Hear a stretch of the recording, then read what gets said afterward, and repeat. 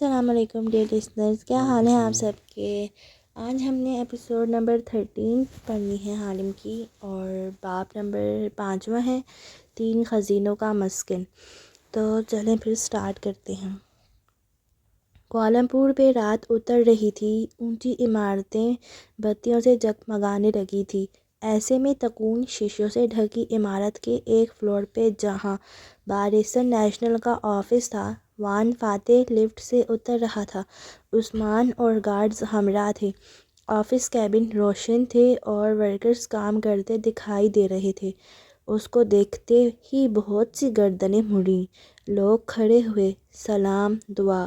وہ اتنے سالوں سے اس سیلیبریٹی پروٹوکول کا عادی تھا، سب کو مسکرا کے جواب دیتا آفس کی جانب آ گیا۔ ابھی دروازے کے قریب ہی تھا کہ جانے کس سمت سے ایک کیپ والا لڑکا نکل آیا۔ وہ پیروں میں پہیوں والے جوتے پہنے مرمری فرش پہ گویا سکیٹ کرتا تیزی سے سامنے آیا تھا۔ ایسے میسنجر لڑکے اکثر پہیوں والے جوتے پہنے راہداریوں میں زن سے گزرتے دکھائی دیتے تھے۔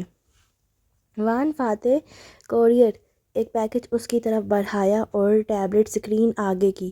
فاتح ہلکا سا مسکرا دیا اور ٹیبلٹ اسکرین پہ انگوٹھا رکھ دیا۔ وہ جانتا تھا یہ کس کی طرف سے ہوگا۔ آفس میں آتے ہی اس نے دروازہ بند کیا اور سیٹ پہ بیٹھتے ہوئے پیکج کھولا۔ اندر کاغذات رکھے تھے ترتیب سے۔ وہ جیسے صفحات پلٹتا گیا، آنکھوں میں خوشگوار حیرت بھرتی گئی۔ اسی اسنا میں فون بجا تو وہ چونکا، پھر نمبر دیکھ کے مسکرایا۔ تمہارا میجک شو کامیاب رہا حالم؟ کیا آپ متاثر ہوئے؟ بہت زیادہ، مگر ہر میجک شو کے بعد حاضرین کرتب کا راز جاننا چاہتے ہیں۔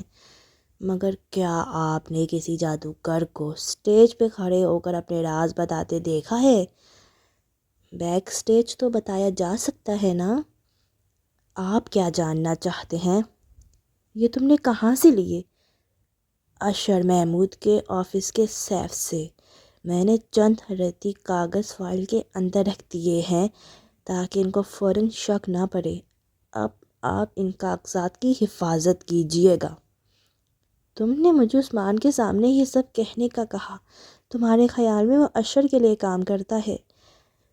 آپ اچھی طرح جانتے ہیں کہ وہ اشر کے لیے کام کرتا ہے۔ اگر میں اتنے کم عرصے میں جان گیا ہوں تو آپ کیوں نہیں جانتے ہوں گے بھلا؟ حالم لمحے بھر کو بھی نہیں چوک رہا تھا، ترنت جواب دے رہا تھا۔ فاتح ہلکا سا ہنس دیا۔ یہاں کوئی کسی کا وفادار نہیں ہوتا، ہمیں صرف کام نکلوانا ہوتا ہے۔ کسی اور کو رکھوں تو وہ بھی بک جائے گا۔ وفاداری آج بھی اپنا وجود رکھتی ہے وان فاتح۔ کچھ لوگ وفاداری کے ایسے وعدے کر لیتے ہیں کہ اس کے لیے آگ میں بھی کود پڑتے ہیں۔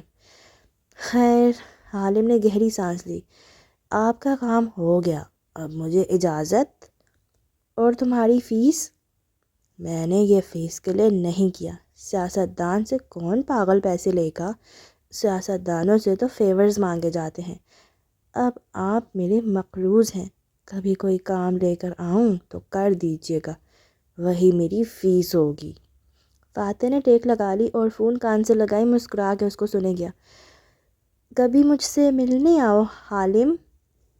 میں آپ کی توقعات کے برعکس ہوں سر، ایسی خواہش نہ کریں تو اچھا ہوگا۔ اس کی آواز میں اداسی گھل گئی۔ ویسے حالم کا کیا مطلب ہوا؟ خواب دیکھنے والا۔ میں حالم کی جان پوچھ کے ایسی آواز سے کاٹ رہی ہوں کیونکہ فاتح نے بھی کہا تھا کہ یہ تم اصلی آواز میں کیوں نہیں بول رہے، تو اس لیے میں تھوڑا سا نا ڈفرینس آپ لوگوں کو، تاکہ پتہ چلے کہ کون کب کیا بول رہے، ٹھیک ہے؟ کون بول رہا ہے، وہ بار بار تو نہیں بتاتے کہ حالم نے یہ کہا، فاتح نے وہ کہا، اس لیے میں جو اپنی آواز ہی چینج کر کے آپ لوگوں کو بتا دیتی ہوں کہ کون بول رہا ہوگا، ٹھیک ہے؟ اس لیے میں نے حالم کی یہ ٹون رکھی ہوئی ہے۔ فاتح کی مسکراہٹ گہری ہو گئی، وہ محظوظ ہو رہا تھا۔ یعنی کہ ویژنری؟ پھر جیسے یاد آیا، تم نے بتایا نہیں یہ کام کس کا تھا؟ چند لمحے کو خاموشی چھا گئی۔ آپ چور کا نام جاننا چاہتے ہیں؟ حالم نے سنجیدگی سے پوچھا۔ اور میں یہ جانے بغیر فون نہیں رکھوں گا، میری ہٹ درمی سے سارا ملیشیا واقف ہے۔ تو پھر سنیے، آپ کے گھر چوری وقفہ دیا تالیہ مراد نامی لڑکی نے کی تھی۔ وہ کوئی سوشلائٹ ہے اور جس کا آپ کے گھر کچھ دنوں سے آنا جانا ہے۔ فاتح نے تلخ مسکراہٹ کے ساتھ سر آسمان میں ہلایا۔ یعنی میرا شک درست تھا۔ وہ جاب حالم، میں آپ کے لیے حاضر ہوں وان فاتح، جہاں آپ کہیں، جب آپ کہیں۔ اور کلک کے ساتھ فون بند ہو گیا۔ فاتح نے خوشگوار مسکراہٹ کے ساتھ فون پرے ڈالا اور صفحات اٹھا کے پھر سے دیکھنے لگا۔ سارے دن کی کلفت دور ہو گئی تھی۔ تکون عمارت کے باہر اندھیر پارکنگ میں وہ دونوں موجود تھیں۔ تالیہ کار کی ڈرائیونگ سیٹ پہ بیٹھی فون کان سے ہٹا رہی تھی اور داتن ہکا بکا اسے دیکھ رہی تھی۔ اسے دھچکا لگا تھا۔ یہ بکواس کرنے کی کیا ضرورت تھی کہ تالیہ مراد چور ہے؟ تم ایسا کیسے کر سکتی ہو اپنے ساتھ؟ تو کیا کہتی؟ وہ اداسی سے داتن کو دیکھ کے بولی۔ آپ کی بیوی چور ہے؟ ہمارے پاس ویڈیو ہے اس طرح کی۔ داتن، وہ کسی پہ اعتبار نہیں کرتے، ان کا کوئی دوست نہیں، وہ کسی سے جلدی متاثر نہیں ہوتے، مگر انہوں نے حالم کو تھینکس تک نہیں کہا، کیونکہ وہ صرف اجنبیوں کو شکریہ کہتے ہیں۔ وہ حالم کو اجنبی نہیں سمجھتے۔ حالم نے ان کا اعتماد جیتا ہے۔ مجھے ان کو وہی بتانا تھا جو وہ سننا چاہتے تھے۔ مگر تم نے اپنا امیج ہی کیوں خراب کیا؟ داتن صدمے میں تھی۔ میں نے ان سے سچ بولا ہے۔ تالیہ نے ان کے گھر چوری کی تھی، بریسلٹ چرایا تھا نا۔ میں نے پہلی دفعہ کسی سے اتنا بڑا سچ بولا ہے، اور میرا امیج تو ان پہ پہلے ہی خراب ہے۔ وہ تلخی سے کہہ کے کار سٹارٹ کرنے لگی۔ داتن ابھی تک صدمے سے چور اس کو دیکھ رہی تھی۔ تم نے آج اپنی جان خطرے میں ڈالی، تم نے آج اندھا دھند کھائی میں چھلانگ لگائی۔ میں نے تمہیں کبھی ایسا کرتے نہیں دیکھا تالیہ، ایسے مت کرو۔ اس کے لیے تمہارا دل بیمار پڑ گیا تو جسم کسی کام کا نہیں رہے گا۔ مجھے لگتا ہے میرا دل پہلے ہی بیمار پڑ چکا ہے لیانا صابری۔ وہ بولی نہیں، بس دل میں کہا اور اسٹیئرنگ وہیل گھما دیا۔ کار آگے بڑھ گئی اور تکون عمارت پیچھے رات میں کھڑی رہ گئی۔ وان فاتح کی رہائش گاہ کی بتیاں جگمگا رہی تھیں۔ رات دھیرے دھیرے سرک رہی تھی۔ ایسے میں فاتح کے کمرے میں آؤ تو وہ ڈریسنگ روم میں کھڑا دکھائی دیتا تھا۔ وارڈروب کے دونوں پٹ کھلے تھے اور وہ ہینگر سے کپڑے اتار رہا تھا۔ دو جوڑے لیے اور کمرے میں واپس آیا، جہاں بیڈ پہ ایک چھوٹا سفری بیگ کھلا پڑا تھا۔ پھر ایک دم ٹھٹکا۔ اسرا سامنے کرسی پہ آ بیٹھی تھی، خاموش، ٹانگ پہ ٹانگ جمائے۔ اسے دیکھ کے جبراً مسکرائی۔ کہاں جا رہے ہو؟ وہ آگے آیا اور بیگ میں کپڑے تہہ کر کے رکھنے لگا۔ ملاقے، کل چھٹی ہے نا؟ کیوں جا رہے ہو؟ اس کی آنکھوں کی پتلیاں سکڑیں۔ سن باؤ، یعنی 3 خزانوں کے گھر کو بیچنے سے پہلے ایک آخری دن اس میں گزارنا چاہتا ہوں۔ ابھی کیسے بیچو گے؟ کاغذات تو ہیں ہی نہیں۔ کاغذات مل گئے ہیں۔ وہ سر جھکائے بیگ میں سامان ارس رہا تھا۔ اسرا کی آنکھیں کھلی کی کھلی رہ گئیں۔ کیا مطلب؟ کہاں سے ملے؟ تیزی سے بولی۔ مجھے غلط فہمی ہو گئی تھی۔ میں نے اوریجنل ڈاکیومنٹس کہیں اور رکھے تھے، یہاں صرف کلرڈ کاپیز تھیں۔ اس کی نگاہیں جھکی تھیں اور وہ شیو کا سامان ایک خانے میں ڈال رہا تھا۔ واٹ؟ وہ شل رہ گئی۔ تو جو کاغذات یہاں تھے، جو تالیہ نے چرائے، تمہارے بقول وہ صرف فوٹو کاپی تھی؟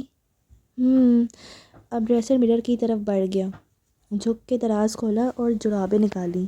وہ بالکل بے نیاز لگ رہا تھا۔ اسرا چند لمحے اسے دیکھے گئی، پھر اس نے لب بھینچ لیے، بازو سینے پہ لپیٹ لیے۔ تو صبح سے اتنا ہنگامہ کیوں مچایا ہوا تھا؟ کیونکہ وہ کاغذات اہم تھے۔ وہ جرابیں لے کر واپس آیا اور ان کو بیگ میں ڈالا۔ ابھی تک اسرا کو نہیں دیکھ رہا تھا۔ اور میری نیلامی، میرے ڈونرز، وہ اہم نہیں تھے؟ اسرا کے اندر ابال سا اٹھنے لگا تھا، بے بسی، غصہ، فرسٹریشن۔ وہ شدید کیفیات کا شکار تھی۔ تم نے میری اس ڈونر کو بے عزت کیا جو کونگ ہو جیسے لوگوں کو مدعو کر رہی تھی، جس نے میرا پورٹریٹ بنایا جو غال غزال خریدنے جا رہی ہے۔ میں پہلے دن سے تمہاری منت کر رہی ہوں کہ اس کے ساتھ اچھا سلوک رکھو، مجھے اس جیسے لوگوں کی ضرورت ہے، مگر تم۔ فاتح نے اکتا کے چہرہ اٹھایا۔ اس نے چھوڑی تو بڑھل کی ہے، کاپیز ہی صحیح۔ بس وان فاتح، اسرا نے ہاتھ اٹھا کے سرخ چہرے کے ساتھ اسے روکا اور کھڑی ہوئی۔ کبھی وہ چور ہے تو کبھی میرا بھائی، اور کبھی کہتے فائل کھوئی ہی نہیں۔ وہ آج میرے آفس آئی تھی اور وہ شدید دکھی تھی۔ فاتح کے آبرو اکٹھے ہوئے۔ اس نے بدتمیزی کی تمہارے ساتھ؟ یہ تمہارا مسئلہ نہیں ہے کہ اس نے کیا کیا۔ میں تمہارے ایک ایک معاملے میں تمہارا ساتھ دوں اور تم میرے کام کو خراب کرو؟ بس بہت ہو گیا۔ الیکشن لڑنا ہے لڑو، ملاقی والا گھر بیچنا ہے بیچو، لیکن میرے دوستوں سے اب تم دور رہو گے۔ اتنے سالوں سے تمہارے جنون کے پیچھے ہم خوار ہو رہے ہیں، اب اور نہیں۔ تمہیں خوش ہونا چاہیے کہ کاغذات مل گئے ہیں، نہ کہ غصہ کرنا چاہیے۔ وہ غور سے اسے دیکھ رہا تھا۔ اسرا کی آنکھیں سرخ انگارہ ہو رہی تھیں۔ اس بات پہ خوش ہوں، میرے بھائی پہ الزام لگایا تم نے، میری ڈونر کو بے عزت کیا تم نے اس فائل کے پیچھے جو کھوئی بھی نہیں تھی۔ ایک بات میری سن لو فاتح، اگر آئندہ تم نے میرے دوستوں کے ساتھ یہ کیا تو۔ وہ انگلی اٹھا کے کہہ رہی تھی کہ ایک بات میری بھی سن لو اسرا، اگر مجھے کبھی پتہ چلا کہ تم نے اس کام میں اپنے بھائی یا اس لڑکی کی مدد کی ہے تو یاد رکھنا، اس کے بعد ہم اس موڑ پہ آ جائیں گے جہاں سے واپسی ممکن نہیں ہوگی۔ وہ ٹھنڈے انداز میں بولا، ایسے کہ نگاہیں اس کے اندر تک جھانک رہی تھیں۔ اسرا نے انگلی گرا دی مگر وہ ٹھنڈی نہیں پڑی تھی۔ غصے سے پیر پٹکتی مڑی اور باہر نکل گئی۔ اسے پسینہ آ رہا تھا، جسم تپ رہا تھا۔ تیزی سے وہ کمرے میں واپس آئی، دروازہ بند کیا، پھر ڈریسنگ روم میں آئی، یہاں کا بھی دروازہ مقفل کیا اور کپ کپاتے ہاتھوں سے کال ملائی۔ ایش، فاتح کہہ رہا ہے اسے فائل مل گئی ہے۔ پیشانی چھوتی وہ دبی آواز میں بولی تو شدید پریشان لگ رہی تھی۔ ہاں کاکا، اب ہم نے یہی بات آگے پیچھے بھی دوسرے لوگوں کے سامنے بھی دہرائی ہے کہ اس کو کسی انویسٹیگیٹر نے فائل واپس لا دی ہے، مگر ڈونٹ وری، فائل میرے پاس ہی ہے۔ اس کی مطمئن آواز سنائی دی۔ نہیں، میں فاتح کو جانتی ہوں، وہ کہہ رہا ہے کہ اصل فائل کھوئی ہی نہیں تھی۔ ہی از اے ٹیریبل لائر۔ وہ جھوٹ بول رہا ہے، مگر اس کی شکل پہ لکھا ہے کہ اس کو واقعی فائل مل گئی ہے۔ ریلیکس کاکا، میں نے خود چیک کیا ہے، وہ میرے پاس ہی ہے۔ میں کیا کہہ رہی ہوں اشر، وہ فائل تمہارے نہیں فاتح کے پاس ہے، وہ اسے تم سے نکلوا چکا ہے، شاید کسی انویسٹیگیٹر کے ذریعے۔ وہ وان فاتح ہے، وہ کچھ بھی کر سکتا ہے، اور اسے مجھ پہ بھی شک ہو رہا ہے۔ کاکا، ہم صبح بات کریں گے، میرے آفس میں پہلے ہی حالات خراب چل رہے ہیں، میں سارے دن کا تھکا آیا ہوں۔ وہ بیزار ہوا تو اسرا کی تیوریاں چڑھ گئیں۔ میں نے تمہارے لیے اتنا بڑا خطرہ مول لیا اور تمہیں پرواہ ہی نہیں ہے۔ ٹھیک ہے، اب تم الیکشن لڑو یا فاتح، مجھے پرواہ نہیں ہوگی، میں صرف اپنا فائدہ نقصان دیکھوں گی جیسے تم لوگ دیکھتے ہو۔ کہہ کے ٹھک سے فون بند کیا۔ اشر وضاحت دے رہا تھا مگر اس نے نہیں سنا۔ پھر وہ گھومی تو ڈریسر مرر سامنے آیا۔ وہ خاموش ڈریسنگ روم میں تنہا کھڑی تھی، قدم قدم چلتی آئینے کے قریب آئی اور اپنا عکس دیکھا، انگلی کے پوروں سے آنکھوں کے کناروں کو چھوا۔ آریانہ کے نقش بھی مجھ میں ملتے تھے، ٹین ایج میں پہنچ کے وہ بھی ایسے ہی لگنے لگے گی۔ آج کے دن وہ کھوئی تھی 6 سال پہلے۔ 13 سال کی ہو گئی ہوگی وہ۔ چند لمحے وہ خود کو دیکھتی رہی، پھر مسکرائی، جیسے چہرے کو ریلیکس کرنے کی کوشش کی۔ کریم اٹھائی اور نرمی سے چہرے پہ لگانے لگی۔ جلد چمکنے لگی تو وہ دل سے مسکرائی اور فون اٹھا لیا۔ اب وہ واپس کمرے میں آتے ہوئے آرام دہ انداز میں بات کر رہی تھی۔ کیسی ہو تالیہ؟ میں ٹھیک ہوں، آپ کیسی ہیں مسز اسرا؟ تالیہ کی سنجیدہ مگر نرم آواز سنائی دی۔ اسرا بڑی کرسی پہ بیٹھ گئی اور ٹانگ پہ ٹانگ جما لی، پھر بھورے بالوں کی ایک لٹ انگلی پہ لپیٹتے ہوئے گویا ہوئی۔ میں فاتح کی طرف سے معذرت کرنا چاہتی ہوں، وہ آج کل الیکشن کی وجہ سے ٹینس ہے، جلد خفا ہو جاتا ہے۔ جانے تمہیں کیا کہہ بیٹھا۔ کوئی بات نہیں، ان کو تو قوم 2-4 قتل بھی معاف کر دے گی۔ تالیہ کی اداس ہنسی گونجی۔ مگر میں مداوع کرنا چاہتی ہوں، میں نہیں چاہتی کہ ایسی کوئی بھی بات ہمارے درمیان آئے۔ اسرا کی بادامی آنکھیں جیسے تانے بانے بنتی دکھائی دے رہی تھی۔ مداوع مت کہیں، درخواست سمجھ لیں۔ ایک چھوٹا سا کام آپ میرے لیے کر سکتی ہیں۔ شور، بتاؤ، مجھے خوشی ہوگی۔ اور پھر تالیہ کی بات سن کے اس کی مسکراہٹ گہری ہوتی گئی۔ بالکل تالیہ، یہ میں کر سکتی ہوں اور کل ہی کر سکتی ہوں۔ کھڑکی سے باہر حبس آلود رات دھیرے دھیرے گہری ہوتی جا رہی تھی۔ حالم کا اونچا بنگلہ رات کے اس پہر خاموش پڑا تھا۔ تالیہ دادن کو ڈراپ کر کے کار اندر لائی تو پورچ کی بتیاں بجھی ہوئی تھیں۔ وہ کار سے نکلی اور سوئچ بورڈ کی طرف آئی، مگر تھک کے رک گئی۔ سانس بھی روک لیا، پھر ایک دم گھومی۔ وہ پورچ کے ستون کے ساتھ کھڑا تھا، جیبوں میں ہاتھ ڈالے مسکراتا ہوا۔ سمیع! تالیہ کا دل بری طرح دھڑکا۔ ایک نظر گیٹ کو دیکھا جو 4 فٹ کا جنگلہ نما تھا۔ کوئی بچہ بھی اس کو پھلانگ لے، مگر پھر بھی یہ سمیع کی طرف سے ایک جرأت مندانہ قدم تھا۔ وہ اس کے گھر کے گیٹ کے اندر تک پہنچ چکا تھا۔ کیوں آئے ہو؟ بھنویں اکٹھی کر کے وہ غصے سے بولی۔ سمیع نے ایک ہاتھ جیب سے نکالا اور چھوٹی سی کھچری داڑھی کھجائی۔ تم سے ملاقات کا دل چاہ رہا تھا۔ سارا دن تو تم بڑے لوگوں کے ساتھ گھومتی پھرتی ہو، رات کو ہی فارغ ہو کے گھر آتی ہو۔ نکل جاؤ میرے گھر سے۔ اس نے بازو لمبا کر کے غصے سے گیٹ کی طرف اشارہ کیا۔ رنگت گلابی پڑنے لگی تھی۔ ایئرپورٹ، وہ بیگ، وہ تکلیف، سب ذہن میں تازہ ہو گیا۔ اس آدمی سے اسے ڈر لگتا تھا، اس ڈر نے جیسے کبھی ساتھ چھوڑا ہی نہیں تھا۔ یہ میرا اکاؤنٹ نمبر ہے۔ اس نے ایک پرچی تالیہ کی طرف بڑھائی۔ تالیہ برہمی سے اسے گھورتی رہی۔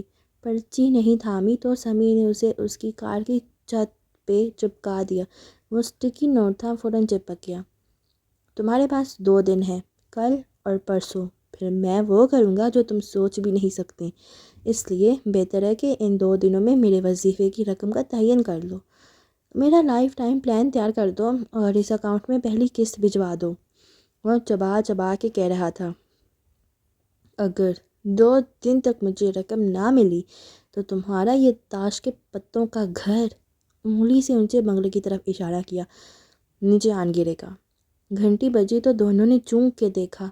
جنگلے نما گیٹ کے باہر نیم اندھیرے میں کھڑا ایڈم نظر آ رہا تھا۔ سمیع نے کالر کھڑکا کے سیدھے کیے۔ تمہارے مہمانوں کے سامنے تمہاری اصلیت کھولنے کا دل تو بہت چاہ رہا ہے، مگر کیا کروں، مسلمان کی ایک زبان ہوتی ہے اور 2 دن تک اس زبان کو میں بند رکھوں گا۔ صرف 2 دن ہیں تمہارے پاس، میڈم تالیہ۔ مسکراتی نظر اس پہ ڈالی اور گیٹ کی طرف چلا گیا۔ البتہ نکلتے ہوئے اس نے سر سے پیر تک ایڈم کو دیکھا ضرور تھا۔ آ جاؤ ایڈم، خفا خری تالیہ نے وہیں سے پکارا۔ اس نے ابھی کچھ دیر پہلے ایڈم کے ٹیکسٹ کا جواب دے کر اسے گھر آنے کا بولا تھا۔ ایڈم ایک ناپسندیدہ نظر اس آدمی پہ ڈالتا اندر آیا۔ تالیہ اپنی جگہ سے نہیں ہلی، وہیں کار کے ساتھ اندھیر پورچ میں کھڑی رہی۔ بیگ کوہنی پہ تھا اور بازو سینے پہ لپیٹ رکھے تھے۔ ایڈم ذرا فاصلے پہ رکا۔ سادہ پینٹ شرٹ میں ملبوس، ذرا دبتی رنگت والا ایڈم آنکھوں میں الجھنیں لیے ہوئے تھا۔ بولو، کیوں آئے ہو؟ وہ خفا اور اکتائی ہوئی لگتی تھی۔ کیا یہ آدمی آپ کو تنگ کر رہا تھا؟ اس کی فکر مت کرو، میں پولیس آفیسر ہوں، ان لوگوں سے نپٹ سکتی ہوں۔ یہی جاننے آیا ہوں، آپ پولیس آفیسر ہیں واقعی یا نہیں؟ اس کی آنکھوں میں دیکھ کے ٹھنڈے انداز میں بولا تو تالیہ کے ماتھے پہ بل پڑے۔ اس نے ہتھیلی پھیلائی۔ میرا سکہ؟ آپ نے تو کہا تھا وہ سرکار کا ہے، مگر وہ واپس میرے ذریعے ہی جائے گا نا؟ نہیں جے تالیہ۔ اس نے غور سے تالیہ کا چہرہ دیکھتے ہوئے نفی میں سر ہلایا۔ میں آپ کو وہ نہیں دے سکتا، مجھے آپ پہ اعتبار نہیں رہا۔ تالیہ نے مٹھی نیچے گرا دی۔ ایسا کیا کیا ہے میں نے جو تم مجھ پہ شک کر رہے ہو؟ آپ نے ابھی تک یقین دلانے کے لیے کچھ کیا ہی نہیں ہے۔ میں تمہیں ایک بونس آفر کر رہی تھی ایڈم، وہ جھلا کے حیرت سے بولی۔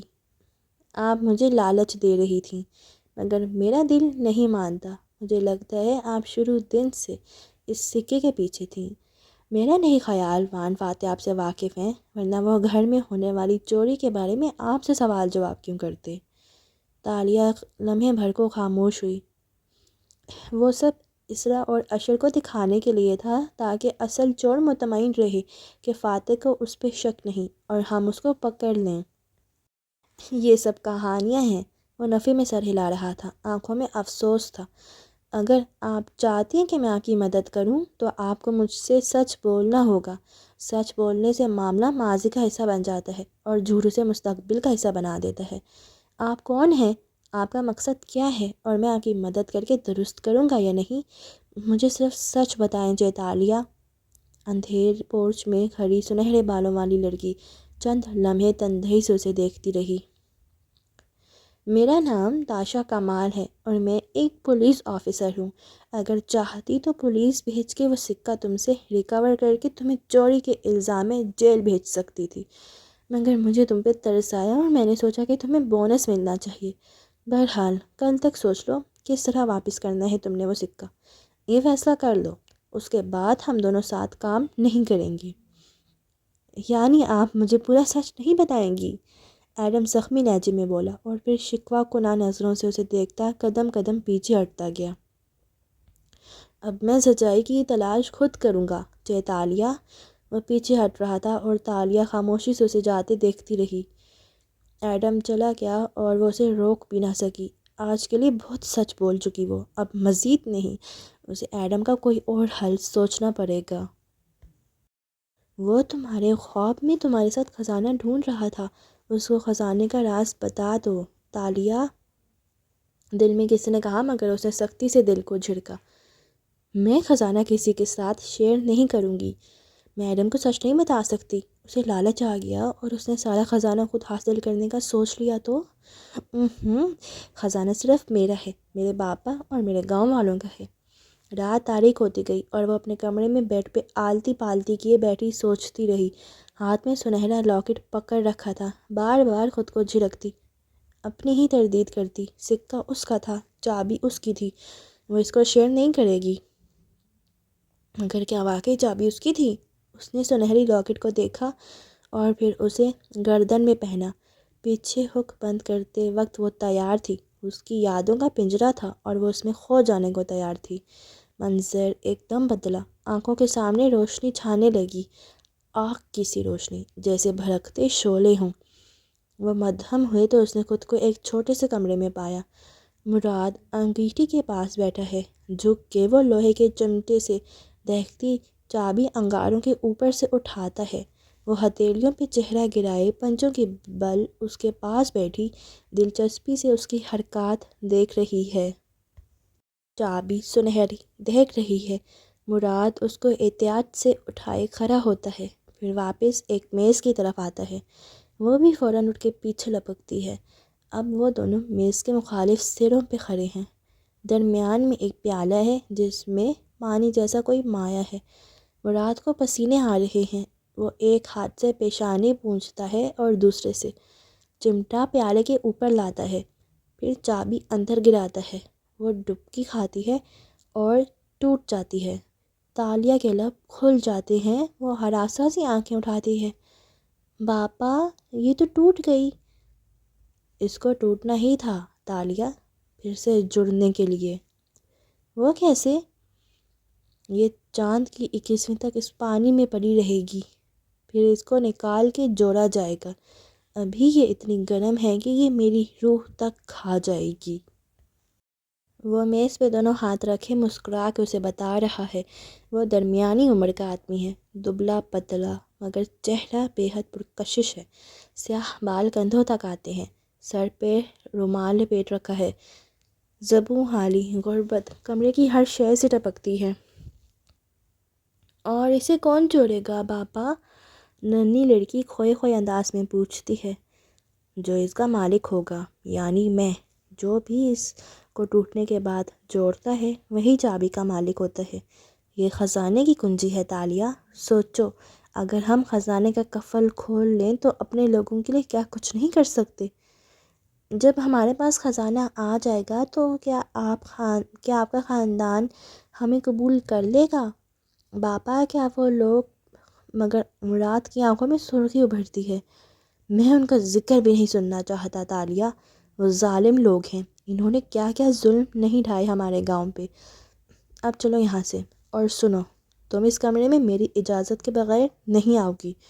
انگلی اٹھا کے تنبیہ کرتا ہے اور ننھی لڑکی جھٹ سر ہلا دیتی ہے۔ بوجھ بڑھ گیا تھا، یادیں بھاری ہو رہی تھیں۔ تالیہ نے کراہ کے لاکٹ نوچ ڈالا۔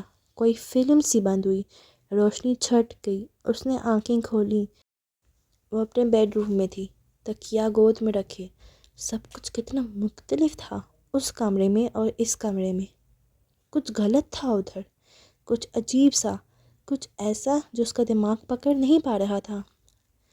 کیا معلوم داتن درست کہہ رہی ہو؟ اور اس نے جھرجھری لے کر سر جھٹکا۔ ایسا ناممکن ہے، کبھی نہیں۔ یہ موٹی بھی نہ۔ وہ چت لیٹ گئی اور آنکھیں بند کر لیں۔ کیا مطلب ہوا حالم کا؟ کبھی مجھ سے ملنے آؤ حالم۔ ذہن میں کسی کا محظوظ لہجہ گونجا تو وہ بند آنکھوں سے مسکرائی۔ ایک عجیب دن کا درد بہتر انجام ہو رہا تھا۔ اگلی صبح ابھی فجر قضا ہوئے زیادہ وقت نہیں گزرا تھا جب وان فاتح کی رہائش گاہ پہ صبح کے ہنگامے جاگ اٹھے تھے۔ آسمان ابھی گہرا نیلا تھا اور پورچ میں بتیاں جلی تھیں۔ ملازمہ کار میں اس کا بیگ رکھ رہی تھی اور وہ ساتھ کھڑا موبائل پہ کچھ ٹائپ کر رہا تھا۔ نیلی جینس کے اوپر سفید ڈریس شرٹ پہنے اس نے آستین کونیاں تک موڑ رکھے تھے اور پاؤں میں جوگرز تھے، ہمیشہ کی طرح ینگ اور فریش۔ پھر موبائل جیب میں ڈال کے ڈرائیور سے چابی مانگی۔ میں خود ڈرائیو کروں گا، تم گھر جاؤ۔ مگر سر، سیکیورٹی اسٹاف۔ کیا میں ایک دن کی چھٹی پہ نہیں جا سکتا؟ ذرا سا مسکرا کے پوچھا اور ڈرائیونگ ڈور کھولا۔ ڈرائیور فکر مند سا ہوا۔ سر، 2 گھنٹے کا سفر ہے، آپ مجھے ڈرائیو کرنے دیں۔ اس سے پہلے کہ فاتح کچھ کہتا، اندر سے اسرا آتی دکھائی دی۔ ساتھ ہی وہ دونوں بچوں کو باہر لا رہی تھی جو سوئے سوئے سے لگ رہے تھے مگر منہ دھلے اور بال بنے ہوئے تھے۔ فاتح نے چمبے سے آبرو اٹھائے۔ یہ کیا؟ اسرا نے مسکرا کے فرنٹ سیٹ کا دروازہ کھولا۔ سن باؤ کے گھر میں آخری دن ہم سب کو ساتھ گزارنا چاہیے۔ پھر ڈرائیور کو اشارہ کیا۔ تم پچھلی کار میں سیکیورٹی گارڈز کے ہمراہ آؤ گے، جاؤ۔ پھر اس نے فاتح کو دیکھا جو ذرا حیران ہوا تھا۔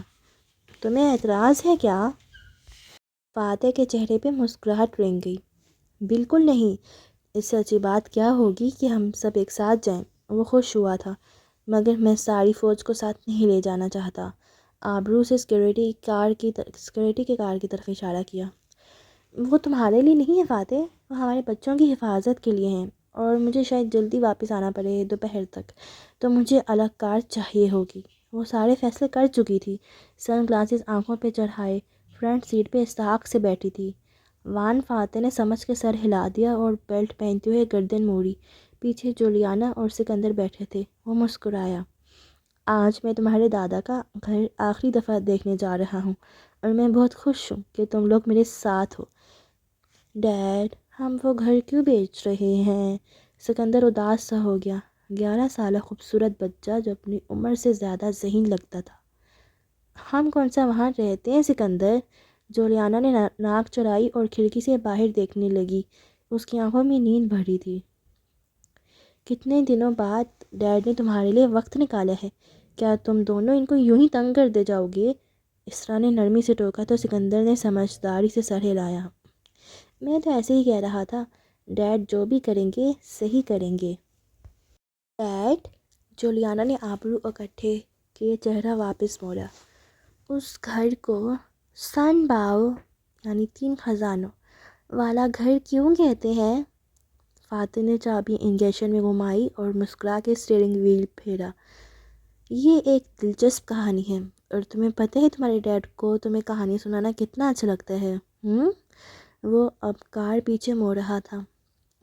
صبح کی سفیدی دور افق پہ پھیل رہی تھی اور کوالالمپور جاگنے لگا تھا۔ یہ ایڈم کی نوکری کا 11واں اور آخری دن تھا جو ساری دنیا کے لیے اسی رات 12 بجے ختم ہو جانا تھا، مگر ان 3 انسانوں کے لیے وہ کبھی نہ ختم ہونے والا دن بننے جا رہا تھا۔ صبح کی سویدی اب سنہرے پین میں تبدیل ہو چکی تھی۔ اشر محمود کی آفس بلڈنگ کے 35 فلورز مکمل طور پہ جاگ چکے تھے اور کام کے دھنی لوگ منہ اندھیرے ہی جاب پہ پہنچ چکے تھے۔ صبح اٹھنے والے، تازہ ذہن کے ساتھ کام کرنے والے، اپنی زندگیوں کے ایک ایک منٹ کو استعمال کرنے والے لوگ۔ کامیابیاں پھر ایسے ہی تو نہیں ملا کرتی، برکتیں ایسے ہی تو گھروں پہ نازل نہیں ہوتی، رزق ایسے ہی تو نہیں بڑھ جاتا۔ صبح اٹھنے والوں اور سورج نکلنے کے بعد اٹھنے والوں میں اتنا ہی فرق تھا جتنا کامیابی اور ناکامی میں۔ اشر محمود اپنے آفس میں کھڑا تھا، بک شیلف سامنے سے ہٹا تھا اور دیوار میں نصب سیف کھلا پڑا تھا۔ وہ اس کے سامنے کھڑے بنوئی بیچے فائل کے صفحے پلٹا رہا تھا۔ جیسے جیسے اگلا صفحہ سامنے آتا اس کی رنگت تبدیل ہوتی گئی۔ آخر میں وہ مڑا اور پوری قوت سے فائل دیوار پہ دے ماری۔ صفحات ادھر ادھر بکھر گئے، خالی صفحات۔ ایک طرف ہاتھ باندھے کھڑا رملی کھنکارا، سر میں نے خود چیک کیا تھا جب مسز اسرا نے فائل دی تھی تو اس میں اصلی ڈاکیومنٹس تھے، اب اس میں صرف بلینک پیپرز ہیں۔ عثمان کی کال کے بعد میں نے صرف سیف کھول کے فائل کو دیکھا اور مطمئن ہو گیا کہ فائل پڑی ہے۔ اوف، کسی نے آگ کے دوران کل شاید کاغذات تبدیل کیے ہوں۔ اشر غصے سے اس کی طرف گھوما اور گھررایا۔ سیف کی حالت دیکھو، ایک ضرب تک نہیں لگی اس پہ، کسی نے اسے کھولا تک نہیں، اندر زیورات ہیں، پیسے ہیں، ایک چیز بھی نہیں ہلی۔ تم نے پیپرز دیکھے ہی نہیں شاید۔ اس نے سر پکڑ لیا۔ میں نے بھی نہیں دیکھے، بغیر اندر ڈال دیے، میں جلدی میں تھا۔ اف سر، کل مس تالیہ بنت مراد بھی تو آئی تھیں۔ رملی چونکا۔ اشر نے گھور کے اسے دیکھا۔ وہ سارا وقت میرے سامنے بیٹھی رہی تھی۔ اپنی غلطی اس کے سر مت ڈالو۔ یہ خالی دماغ کی سوشلائٹس کو ایوننگ ڈریسز اور فیشن سے فرصت نہیں ملتی جو اس طرح کا سوچیں۔ نان سینس، بیزاری سے کہہ کے وہ اپنی سیٹ تک آیا۔ رملی چپ ہو گیا۔ وان فاتح صرف ایک صورت میں سرنڈر کرے گا، اگر اس کے پاس الیکشن لڑنے کے لیے پیسے نہ ہوں۔ اشر نے سیٹ کا رخ پیچھے شیشے کی دیوار کی جانب موڑ لیا جس کے پار اونچی اونچی عمارتیں اور نیچے سڑکوں پہ بہتا ٹریفک صاف دکھائی دے رہا تھا۔ صبح کی کرنیں عمارتوں کے احترام سے نکل کے سیدھی اس طرف آ رہی تھیں۔ ہمیں کسی بھی طرح وان فاتح کو پیسے کی طرف سے بے فکر نہیں ہونے دینا۔ وہ کسی سے قرضہ نہیں لے گا، نہ کاکا سے کچھ مانگے گا۔ یہ گھر کروڑوں کی مالیت کا ہے، یہ گھر نہیں بکنا چاہیے۔ پھر اس نے کرسی واپس موڑ دی۔ اب چہرے سے غصہ چھٹ چکا تھا اور اس کی جگہ گہری سوچ نے لے لی تھی۔ مارکیٹ میں یہ خبر مشہور کر دو کہ وہ گھر ہانٹڈ ہے۔ چونکہ وہ سن باؤ سے تعلق رکھتا ہے تو اس کے خریداروں میں چینی زیادہ دلچسپی لیں گے۔ سن باؤ چینی مسلمان تھا، سو کسی ایسے آصف یا نحوست کا ذکر کرنا جو چینیوں کو متاثر کرتی ہو۔ رملی کی آنکھیں چمکیں۔ درست، ایسے ہی کرتا ہوں، مگر سر یہ چوری، اس نے سیف کی طرف اشارہ کیا۔ میرا نہیں خیال کوئی چوری ہوئی ہے۔ بہرحال C C T V footage check کرو، ایک ایک فریم دیکھو، کوئی بھی مشتبہ شخص نظر آئے تو رپورٹ کرو، وہ سختی سے تنبیہ کرتے ہوئے کہہ رہا تھا۔ رملی نے جھٹ سر ہلایا اور دروازے کی طرف بڑھ گیا۔ اشر نے اس کی پشت کو سوچتی نگاہوں سے دیکھا۔ کیا رملی مجھے دھوکہ دے رہا ہے؟ کہیں یہ فاتح کے ساتھ تو نہیں مل گیا؟ اس کا ذہن دوسرے نہج پہ سوچ رہا تھا۔ یہ ایسی دنیا تھی جہاں سائے کا بھی اعتبار نہیں تھا۔ سورج نکل آیا تھا، سڑک پہ ٹریفک رواں دواں تھی۔ آج چھٹی کا دن تھا اس لیے رش کم تھا۔ فاتح کی کار ملاقے کے قریب ہی تھی، چند منٹ کا سفر ابھی باقی تھا۔ وہ سن گلاسز لگائے، کوہنیوں تک آستین موڑے، اسٹیئرنگ پہ ہاتھ رکھے ڈرائیو کر رہا تھا۔ گلائی میں پہنی بھوری گھڑی صاف نظر آ رہی تھی، منہ میں کچھ چبا بھی رہا تھا۔ اسرا باہر بھاگتے درختوں اور اونچے نیچے سرسبز ٹیلوں کو دیکھ رہی تھی۔ دونوں بچے پیچھے بیٹھے اپنے اپنے آئی پیڈز پہ لگے تھے۔ سفر خاموشی سے کٹ رہا تھا۔ بھی فاتح نے بیک ویو مرر پہ نظر ڈالی تو سکندر کے اسکرین پہ جھکے چہرے پہ غصہ دیکھا۔ فاتح نے سن گلاسز اتار کے پرے رکھے اور آئینے میں پیچھے دیکھتا اسے پکارا، سکندر، کیا تم انٹرنیٹ پہ کسی سے بحث کر رہے ہو؟ سکندر نے چونک کے سر اٹھایا۔ اسرا نے بھی مڑ کے دیکھا۔ گیم کھیل رہا تھا۔ سکندر نے خفت سے ٹیپ نیچے کر لیا۔ میں تمہارا باپ ہوں سکندر، مجھے معلوم ہے تم کچھ پڑھ رہے تھے۔ سکندر نے ناک کوڑا۔ اوکے، میں کچھ کمنٹس پڑھ رہا تھا، میرے بھی کچھ فیوریٹس ہیں ڈیڈ، اور مجھے برا لگتا ہے اگر لوگ ان کو برا کہیں۔ پھر اس کے چہرے پہ بے بسی بڑا غصہ در آیا۔ ڈیڈ، لوگ اتنے بدتمیز اور پاگل کیوں ہوتے ہیں؟ کسی مشہور انسان، ایک چور نظر باپ کے کندھے پہ ڈالی، جس کو وہ جانتے تک نہیں ہوتے، اس کے خلاف اتنے برے برے کمنٹس کیسے لکھ دیتے ہیں؟ کس کے بارے میں لکھا ہے لوگوں نے؟ وہ سامنے دیکھتے ہوئے موڑ کاٹتے ہوئے مطمئن سا پوچھ رہا تھا۔ سکندر نے ایک نظر گود میں رکھی اسکرین پہ ڈالی جس پہ وان فاتح کا ٹویٹر کھلا پڑا تھا۔ فاتح نے صبح مارٹن لوتھر کنگ کا کوئی کال پوسٹ کیا تھا اور اس پہ ہزاروں کمنٹس آئے پڑے تھے۔ مثبت کمنٹس سکندر نے صرف پڑھ کے گزار دی، مگر ہر منفی پہ اس کا دل دکھتا گیا تھا۔ بکواس بند کرو، پہلے خود تو سیکھ لو۔ کرپٹ سیاستدان، ملک کو لوٹ کے کھا گئے ہو، تم سارے ملے ہوئے ہو۔ یہ وان فاتح حکومت میں آ کے وہی کرے گا جو صوفیہ رحمان کرتی ہے۔ سب کرپٹ ہیں۔ I hate politics. سکندر نے چہرہ اٹھایا۔ باپ اس کے جواب کا منتظر تھا۔ میرا ایک فیوریٹ سیلیبریٹی ہے، اس کے سوشل میڈیا کا اکاؤنٹ پہ لوگ تنقید کر رہے ہیں، اور اس سے تمہارا دل دکھ گیا؟ دکھنا نہیں چاہیے کیا ڈیڈ؟ لوگوں کو کیا پتا کہ وہ آدمی کون ہے میرے لیے؟ اس کا گلا روند گیا۔ اسرا نے اداسی سے سر جھٹکا۔ جولیانا باہر دیکھتی رہی۔ سب جانتے تھے سکندر کس کی بات کر رہا تھا۔ سکندر، وہ ڈرائیو کرتے ہوئے ونڈو اسکرین کے پار دیکھتے ہوئے کہنے لگا، جب رسول اللہ صلی اللہ علیہ وآلہ وسلم پہ پہلی دفعہ وحی نازل ہوئی تھی تو اللہ تعالیٰ نے ان کو جانتے ہو کیا حکم دیا تھا؟ کہ وہ دوسروں کو بھی نیکی کی طرف بلائیں۔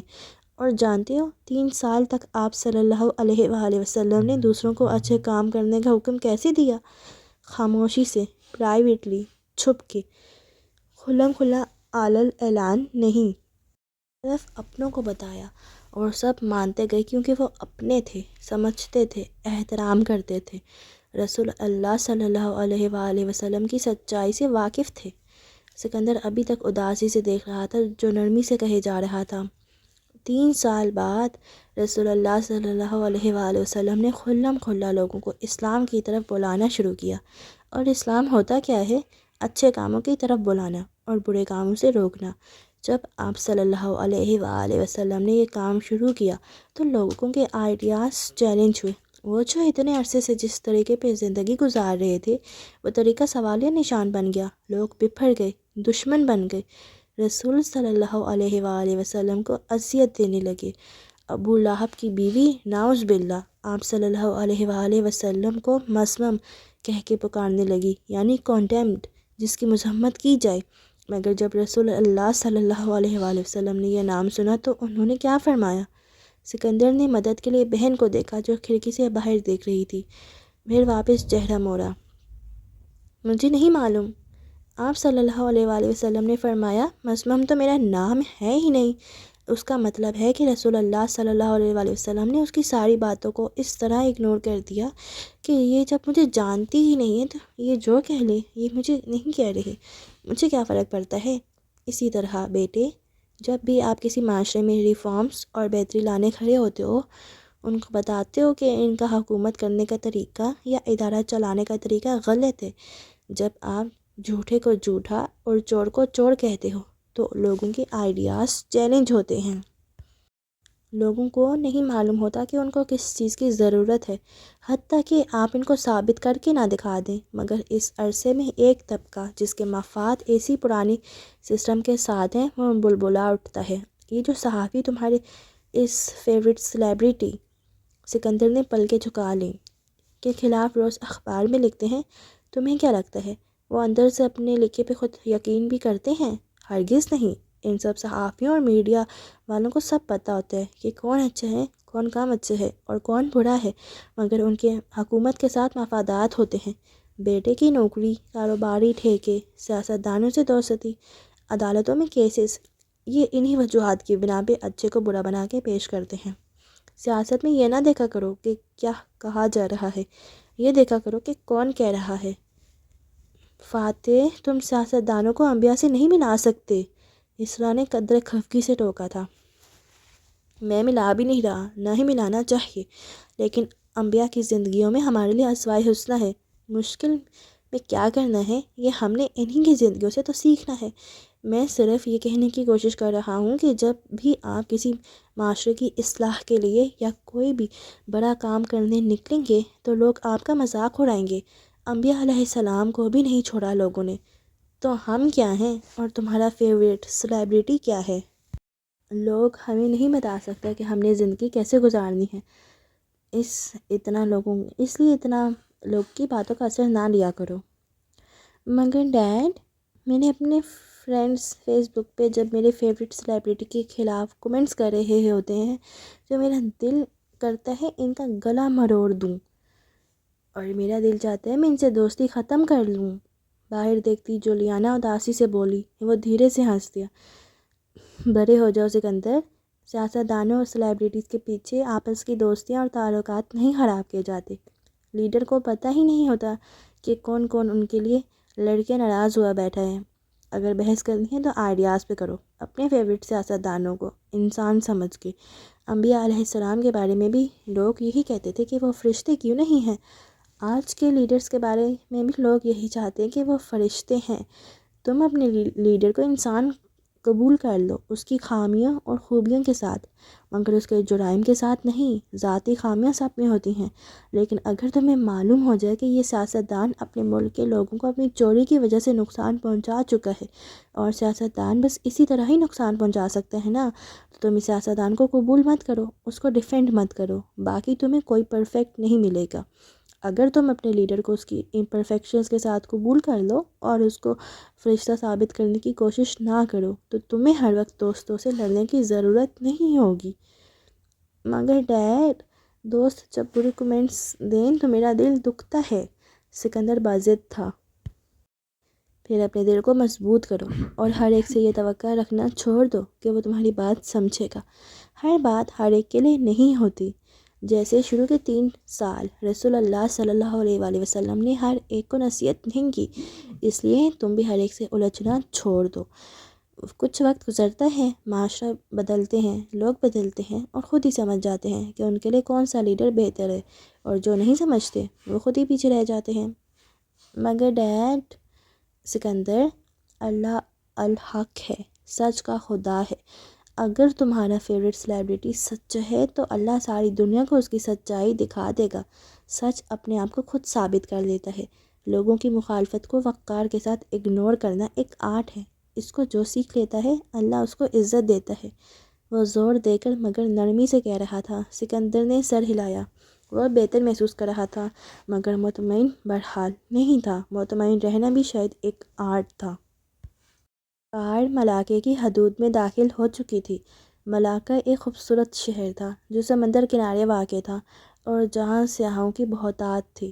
تاریخی طرز کا شہر جو لوگ پیدل گھوم پھر کے دیکھا کرتے تھے۔ بازار سے کار گزارتے ہوئے فاتح کے چہرے پہ مانوس مسکراہٹ بکھر گئی۔ بالآخر وہ اس ٹھنڈی مٹی سڑک پہ آ گئے تھے جہاں قطار میں ایک جیسے گھر بنے تھے جن کو رینوویٹ کر کے کافی شاپس اور ریستوران بنا دیا گیا تھا۔ کبھی یہ چینی تاجروں کا مسکن ہوتے تھے اور یہ رہا اس کا گھر۔ اس نے کار سڑک کنارے پارک کی اور مسکراتے ہوئے بیلٹ کھولی، پھر باہر نکلا۔ سامنے سڑک کے اوپر ایک گھر بنا تھا، سرخ رنگ کا گھر، جیسے پرانے لاہور کی گلیوں میں قدیم ہندوستانی طرز کے گھر ہوتے ہیں جن کی کھڑکیاں سڑک پہ کھلتی ہیں۔ ایسے ہی وہ 2 منزلہ گھر تھا۔ وہ سڑک سے ہی شروع ہوتا تھا، نیچے 2 کمروں کی کھڑکیاں، درمیان میں داخلی دروازہ۔ فاتح نے گردن اٹھائی۔ اوپر 3 کمروں کی بیلکنیاں بنی تھیں۔ خاموش بڑا خوبصورت گھر جس سے قدیم زمانوں کی مہک آتی تھی۔ چلو آؤ، میں تم لوگوں کو سن باؤ کی کہانی سناتا ہوں، وہ خوشگوار انداز میں کہتے ہوئے کار کی طرف مڑا جہاں بچے اور اسرا باہر نکل رہے تھے، مگر اگلے ہی لمحے فاتح کی مسکراہٹ غائب ہو گئی۔ چند فٹ کے فاصلے پہ ایک سلور کار پارک تھی اور اس کے بونٹ سے ٹیک لگائے وہ کھڑی تھی۔ سر پہ سفید ہیٹ ترچھا رکھے وہ مسکرا کے سینے پہ بازو لپیٹے ان کو دیکھ رہی تھی۔ آنے کے لیے شکریہ تالیہ۔ اسرا سیدھی اس کی طرف گئی اور مسکرا کے اس سے ہاتھ ملایا، پھر واپس گھومی اور فاتحانہ مسکراتی نگاہوں سے فاتح کو دیکھا۔ تالیہ سن باؤ کا گھر دیکھنا چاہتی تھی تو میں نے اسے انوائٹ کر لیا۔ امید ہے اس بہانے ہم اپنے نیلامی کے پروجیکٹ پہ بھی بات کر لیں گے، جتاتے انداز میں بات مکمل کی۔ وان فاتح نے لب بینچ لیے، آبرو برہمی سے کرتے ہوئے ایک خاموش چپتی ہوئی نظر اس لڑکی پہ ڈالی جو سادگی سے مسکرا رہی تھی اور گھر کے دروازے کی طرف بڑھ گیا۔ اس کا سارا موڈ خراب ہو چکا تھا، جانے وہ اتنی بری کیوں لگتی تھی۔ کوالالمپور کے اس متوسط طبقے کے علاقے میں صبح سست سی طلوع ہوئی تھی، کم از کم ایڈم کے لیے وہ سست ہی تھی۔ وہ ڈھیلا ڈھیلا سا کچن میں کرسی پہ بیٹھا تھا، ناشتہ میز پہ لگا تھا مگر وہ بامشکل چند لقمے زہر مار کر کھا پایا تھا، پھر پلیٹ پڑے دھکیل دی۔ ماں سامنے کھڑی بغور اسے دیکھ رہی تھی۔ نوکری کے لیے پریشان ہو ایڈم؟ ایڈم نے افسردہ نگاہیں اٹھائیں۔ مجھے لگتا ہے میں ناکام انسان ہوں ایبو۔ کیوں ایڈم؟ اس نے پیار سے پوچھا اور سامنے آ بیٹھی، اسکارف لپیٹے سادہ سی عورت جس کی چھوٹی سی دنیا تھی۔ سب مجھے دھوکہ دے کر ٹھکرا کے گزر جاتے ہیں، کسی کی نظر میں میری اہمیت ہی نہیں۔ اہمیت تو خود بنائی جاتی ہے۔ کیسے؟ ذہانت، مہارت، ٹیلنٹ، دولت وغیرہ سے۔ وہ تلخی سے گویا ہوا۔ نہیں، اپنے قدرتی اعتماد اور مثبت سوچ سے۔ جتنا تمہارے اندر سے مثبت شعاعیں پھوٹیں گی اتنا تم لوگوں میں محبوب ہوتے جاؤ گے۔ اور مثبت شعاعیں کیسے پھوٹتی ہیں ماں؟ جب تم سچ بولو اور دوسروں سے توقعات لگانا چھوڑ دو، نہ روپے پیسے کی، نہ توجہ اور محبت کی، جو لوگوں کے پاس ہے اس کا لالچ چھوڑ دو، لوگ تمہارے گرویدہ ہو جائیں گے۔ لوگوں کو اپنی محبت میں گرفتار کروانے کا ایک یہی کلیہ ہے۔ مجھے نہیں پتا، اس نے اداسی سے سر جھکا لیا۔ میں صرف یہ چاہتا ہوں کہ ہر کوئی مجھے بیوقوف بنا کے آگے نہ بڑھ جایا کرے۔ کس نے بنایا ہے تمہیں بیوقوف؟ چیتالیہ نے۔ وہ مجھ سے جھوٹ بول رہی ہیں۔ وہ خفگی سے تیز تیز بولنے لگا۔ وہ کبھی کچھ کہتی ہیں، کبھی کچھ، کبھی وہ مجھے اچھی لگتی ہے اور کبھی بالکل ناقابل اعتبار۔ اس نے اس دن بھری محفل میں تمہاری حمایت کی تھی۔ کہا نا کبھی اچھی بھی لگتی ہے۔ اس نے منہ بسوڑا۔ تو بری کب اور کیوں لگتی ہے؟ کس بات نے تمہیں اسے بدظن کیا؟ ایڈم اس بات پہ چونکا۔ ذہن میں بجلی کی طرح کوئی خیال گوندا تھا، جیسے ایک پانی کی لہر سی آتی ہے اور سارے جالوں کو بہا لے جاتی ہے، پھر پیچھے ذہن بالکل صاف ہو جاتا ہے۔ اس نے ایک لمحے میں ایڈم پہ آشکار ہوا کہ وہ اسے ناقابل اعتبار کب سے لگنے لگی تھی۔ ویمپیورا، وہ بڑبڑایا۔ ماں نے ناسمجھی سے اسے دیکھا۔ ویمپیورا کون؟ اف ایبو، تم کتابیں نہیں پڑھتیں کیا؟ وہ تیزی سے اٹھا، راستے میں جو کرسی میز آئی اس نے ٹھوکر کھائی مگر رکا نہیں، سیدھا کمرے کی طرف بھاگا۔ دل زور زور سے دھڑک رہا تھا۔ بیڈ کے نیچے سے ننا صندوق باہر کھینچا اور کھولا۔ اندر سے دھول مٹی سانس میں آئی مگر اس نے ناک میں ہاتھ رکھ لیا۔ اتنا پرجوش تھا کہ دمہ خراب ہونے کا ڈر بھی نہیں تھا۔ صندوق میں کتابیں بھری پڑی تھیں۔ وہ جلدی جلدی ان کو الٹ پلٹ کرتا گیا، یہاں تک کہ ایک موٹی تاریخی کتاب نکالی اور جلدی جلدی صفحے پلٹائے۔ وہ تاریخی داستانوں پہ مبنی تھی اور اس میں ایک چھوٹا سا باب ویمپیورا یعنی شکار باز نام کا تھا۔ مطلوبہ صفحہ کھولا تو ایڈم کی آنکھیں پھٹی کی پھٹی رہ گئیں۔ سامنے بلیک اینڈ وائٹ میں اسی نشان کا سکیچ بنا تھا جو اس نے کل بازار میں تالیہ کی گردن کی پشت پہ دیکھا تھا۔ ویمپیورا گروہ کا خاص گول نشان۔ اس نے جلدی جلدی اس صفحے کو پڑھا۔ وہ شکار بازوں کا ایک قدیم گروہ تھا جو کسی خزانے کے پیچھے تھا۔ ان کو خزانہ ملا یا نہیں، خزانہ کیا تھا وہاں کچھ نہیں لکھا تھا، بس ایک چابی کا ذکر تھا اور ساتھ میں ایک مبہم سا سکیچ بھی، گول سکے کی طرح کی چابی جس کے ایک کونے میں ڈلی جڑی تھی۔ مزید کوئی تفصیل اس تارے کی کتاب میں درج نہیں تھی۔ یقیناً اس موضوع پہ دوسری کتابیں بھی موجود ہوں گی، مگر ایڈم کے پاس ان کو پڑھنے کا وقت نہیں تھا۔ ساری کہانی ذہن میں کھلتی جا رہی تھی۔ چابی کے 2 حصے تھے، سکہ اور یہ لمبی سی ڈلی۔ سکہ اس کے پاس تھا۔ تالیہ مراد وہ سکہ حاصل کرنا چاہتی تھی تاکہ اس کی مدد سے خزانے کا قفل کھول سکے۔ خزانہ ملاقے میں کہیں تھا، کیونکہ شکار بازوں کا تعلق ملاقے سے تھا۔ وہ کوئی پولیس آفیسر نہیں تھی، وہ صرف ایک ٹریجر ہنٹر تھی۔ وہ کتاب رکھ کے تیزی سے الماری کی طرف لپکا، اندر سے ڈبیاں نکالی جس میں سکہ تھا۔ وہ ٹھنڈا پڑ رہا تھا، سنہری دھات دمک رہا تھا، مگر آج اس میں کوئی ہنس سے نہیں ابھرے تھے۔ اس نے سکہ الٹ پلٹ کے دیکھا۔ ایک کونے میں ننھا سا سراغ تھا، یہیں سے ڈلی اندر جائے گی اور وہ چابی مکمل ہو جائے گی۔ اب مجھے کیا کرنا چاہیے؟ اگلا سوال زیادہ پریشان کن تھا۔ کوئی بھی خزانہ جو کسی بھی ملک کے کھنڈرات یا زمین کے نیچے سے نکلتا ہے وہ سرکار کی امانت ہوتا ہے۔ یہ خزانہ ریاست کا تھا، اسے تالیہ مراد کو نہیں لینے دے گا۔ اسے وان فاتح کو خبر کرنی ہوگی۔ اس نے جلدی سے ڈرائیور کا نمبر ملایا۔ وہ اس وقت بے چینی، فکر مندی اور جوش کے ملے جلے تاثرات کے زیر اثر تھا۔ ہیلو، ہاں سنو، وان فاتح اس وقت کہاں ہیں؟ آفس یا گھر؟ ہم تو ملاقے میں ہیں ایڈم، فاتح صاحب کے پرانے گھر۔ اوہ، ایڈم کا جوش ٹھنڈا ہوا۔ کب تک آ جاؤ گے واپس؟ شاید شام تک، معلوم نہیں۔ اچھا سنو، وہ تالیہ مراد صاحبہ، وہ دوبارہ تو گھر نہیں آئیں؟ اور چوری کا کچھ پتہ چلا؟ اس گھر تو نہیں، مگر ادھر ملاقے میں وہ صاحب اور بیگم صاحبہ کے ساتھ ہی ہیں۔ وہ لوگ اندر گھر دیکھ رہے ہیں۔ تم کیوں پوچھ رہے ہو؟ ایڈم کرنٹ کھا کے جگہ سے اٹھا۔ جے تالیہ صاحب کے ساتھ ملاقے میں ہیں؟ پھر اسے یاد آیا کتنی دفعہ کا سن رکھا نام۔ سن باؤ کے گھر میں؟ بے یقینی سے پوچھا۔ ہاں، مگر تم کیوں؟ لیکن ایڈم نے فون کاٹ دیا۔ دماغ کے 14 طبق روشن ہو گئے تھے۔ سن باؤ کا گھر، 3 خزانوں والا گھر۔ کیا جے تالیہ وہاں خزانے کی تلاش میں گئی ہیں؟ کیا یہ ممکن تھا کہ خزانہ اسی گھر میں چھپا ہو؟ اوہ نو، اسے وان فاتح کو بتانا تھا۔ اس نے جلدی سے الماری کھولی، جو جوڑا ہاتھ آیا کھینچ نکالا اور باتھ روم کی طرف بھاگا۔ آدھے گھنٹے بعد ایڈم ملاقے جانے والی ایک بس میں سوار ہو رہا تھا۔ سکہ اس کے لباس کی اندرونی جیب میں محفوظ رکھا تھا۔ وہ کوالالمپور کی خوبصورت سوسائٹی تھی۔ ایک طرف مکان قطار سے بنے تھے اور ان کے آگے سڑک پہ ٹریفک بہہ رہا تھا۔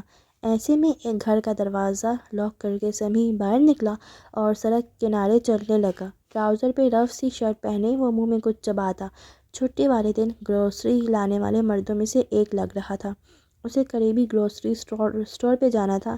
جیسے ہی اسٹور سامنے آیا وہ اس کے دروازے کے قریب آیا، مگر راستے میں کوئی رکاوٹ کی طرح حائل ہوا تھا، یا شاید کسی پہاڑ کی طرح۔ وہ سیاہ کھلے بلاؤز اسکرٹ والی موٹی سی عورت تھی، سیاہ رنگت اور گھنگریالے بال کندھوں تک آتے۔ وہ اس کو گھورے جا رہی تھی، پرتپش تیز نگاہوں سے۔ سمیع کی پیشانی پہ بل پڑے۔ کیا ہے؟ ہٹو سامنے سے۔ تالیہ کا پیچھا چھوڑ دو، وہ ٹھہر ٹھہر کے بولی۔ آنکھوں کی تپش کی نسبت الفاظ ٹھنڈے تھے۔ سمیع کے دونوں ابرو استہزائی انداز میں اٹھے اور لب مسکراہٹ میں ڈھلتے گئے۔ اوہ، تو تمہیں تالیہ نے بھیجا ہے؟ میں کہہ رہی ہوں اس کا پیچھا چھوڑ دو، وہ میری حفاظت میں ہے۔ سمیع چند لمحے اسے دیکھتا رہا، پھر زور سے ہنس دیا۔ داتن اسی طرح اسے گھورے گئی۔ تو تالیہ نے اپنی باڈی گارڈ بھیجی ہے؟ اور کیا ہی اعلیٰ باڈی گارڈ بھیجی ہے۔ واہ، اپنی جان بچانے کے لیے 2 کوس تک تو تم سے بھاگا نہیں جائے گا بی بی، اور تم آئی ہو مجھے دھمکانے۔ واہ، وہ ہنستے ہوئے سر جھٹک رہا تھا۔ تالیہ میری بیٹی ہے اور بہن بھی اور دوست بھی، کبھی کبھی وہ میری ماں بھی بن جاتی ہے۔ وہ میرے لیے ایسی ہے کہ میں اس کے نزدیک تم جیسے کچرے کو برداشت نہیں کر سکتی۔ اس لیے تمہیں مجھ سے ڈرنا چاہیے اور پھر اس سے دور رہنا چاہیے، کیونکہ میں ایک بہت خطرناک عورت ہوں۔ سمیع نے طنزیہ مسکراتے ہوئے اوپر سے نیچے تک دیکھا۔ اور تم کیا کرو گی؟ میں تمہارا سانس بھی روک سکتی ہوں سمیع۔ وہ اسی طرح اس کی آنکھوں میں دیکھ رہی تھی، مگر سمی نہیں ڈرا۔ اس موٹی عورت سے کون ڈر سکتا تھا جو ایک ہاتھ میں چاکلیٹس اور رنگ برنگے چپس کے پیکٹ اٹھائے ہوئے کھڑی تھی۔ اف بیچاری، اگر تمہاری جگہ کوئی اور مرد ہوتا تو میں اس کو ہاتھوں کی زبان میں سمجھاتا، لیکن تم عورت ہو، اور بے شک 2-3 عورتوں کے برابر ہو، لیکن مجھے تم پہ ترس آ گیا ہے، تمہارے لیے اتنا ہی کافی ہے۔ کہہ کے وہ گھوما اور سڑک سے گزرتی پولیس کی کار کو اشارہ کرتے ہوئے چلایا، آفیسر آفیسر! یہاں جگہ جگہ پولیس کی پیٹرول کارز گھوم رہی ہوتی تھی۔ پولیس اہلکار نے فوراً کار روکی اور اپنا پستول نکالتا باہر نکلا۔ کیا ہوا سر؟ باوردی آفیسر تیزی سے اس کی طرف آ رہا تھا۔ سمی نے خاموش کھڑی داتن کا بازو کونی سے پکڑ لیا اور چہرے پہ بے پناہ پریشانی طاری کر دی۔ یہ عورت میرا بٹوا چرا رہی تھی، پلیز اس کی تلاشی لیں۔ یہ دکھی اور پریشان انداز میں اس نے بات شروع ہی کی تھی کہ مسز لیانا، آپ؟ آفیسر پستول ہاتھ میں لیے قریب آیا اور لیانا کا چہرہ دیکھ کے خوشگوار حیرت سے مسکرایا۔ کیسی ہیں آپ؟ سمی کی طرف دیکھا۔ سب ٹھیک ہے میم؟ سمی کے الفاظ منہ میں رہ گئے۔ اس نے رک کے باری باری دونوں کے چہرے کو دیکھا۔ موٹی عورت بالآخر مسکرائی اور نرمی سے اپنی کوہنی چھڑائی۔ ہاں سب ٹھیک ہے، یہ ہمارا دوست ہے سمی، سامنے والی اسٹریٹ میں مکان نمبر 26A میں رہتا ہے۔ تم آتے رہتے جاتے اس کو دیکھنا، اس کا خیال رکھنا۔ ہاں شیور، کوئی مسئلہ نہیں۔ پرسوں زید کی برتھ ڈے پہ آپ آ رہی ہیں نا؟ وہ مسکرا کے ادب سے پوچھ رہا تھا۔ تمہارے بیٹے کی سالگرہ ہو اور میں نہ ہوں، ایسا ہو سکتا ہے فیاض؟ وہ ہاتھ جھلا کے بولی تو آفیسر ہلکا سا ہنس دیا، پھر خوش اخلاقی سے دونوں کو سلام کیا اور گن ہولڈر میں آہستہ کار کی طرف بڑھ گیا۔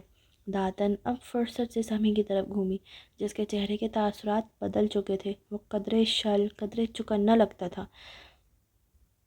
اب میں دوبارہ تمام الفاظ دہراؤں گی جو میں نے ابھی کہے، لیکن امید ہے اس دفعہ تم ان کو غور سے سنو گے۔ وہ اس کو گھورتے چبا چبا کے بولنے لگی۔ تالیہ کا پیچھا چھوڑ دو، میں کہہ رہی ہوں سمی، اس کا پیچھا چھوڑ دو۔ وہ ایک ایک قدم آگے بڑھنے لگی اور سمی ایک ایک قدم پیچھے ہٹنے لگا۔ وہ میری حفاظت میں ہے، وہ میری بیٹی بھی ہے، بہن بھی اور دوست بھی، اور کبھی کبھی وہ قریب آ رہی تھی اور شمی شل چہرے کے ساتھ پیچھے ہٹ رہا تھا، وہ میری ماں بھی بن جاتی ہے۔ وہ میرے لیے ایسی ہے کہ اس کے نزدیک میں تم جیسے کچرے کو برداشت بھی نہیں کر سکتی۔ اسٹور کی بیرونی دیوار سے سمی کی کمر ٹکرائی، وہ مزید پیچھے نہیں ہٹ سکتا تھا، نہ اس کے ہاتھ میں پستول تک رنگ جانے کی سکت تھی۔ داتن مزید قریب آئی، وہ اس کے سیاہ چہرے کا ایک نقش دیکھ سکتا تھا۔